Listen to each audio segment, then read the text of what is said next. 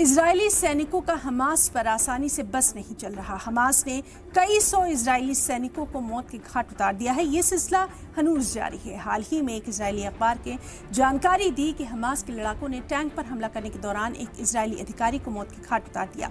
Times of Israel की reports के मुताबिक सेना की जांच में पता चला कि एक हमास ऑपरेटर ने इजरायली टैंक पर RPG फायर किया, जिसमें एक इजरायली अधिकारी घायल हो गया। बाद में अस्पताल में इलाज के दौरान मौत हो गई। रिपोर्ट के मुताबिक अक्टूबर 2023 से अब तक गजा पट्टी में इजरायली सेना के 911 सैनिकों की मौत हो चुकी है। जैसे जैसे सेना शहर के अंदर दाखिल हो रही है, वैसे वैसे हमले मजीद खतरनाक होते जा रहे हैं। हमास भी पूरे जोरों शोर के साथ हमले कर रहा है। हमास के पास इजराइल के बंधक मौजूद हैं। नेतन्याहू पर दबाव है कि वो इन बंधकों को रिहा कराएं। हालांकि जिस तरह से हमले हो रहे हैं, उससे साफ है कि बंधकों की जान जा सकती है, क्योंकि हमास ने कहा है कि वो बंधकों को जंग के मैदान में लेकर जाएंगे। इस दौरान वो हर उस चीज को एक्सपीरियंस करेंगे जो कि लड़ाके करते हैं।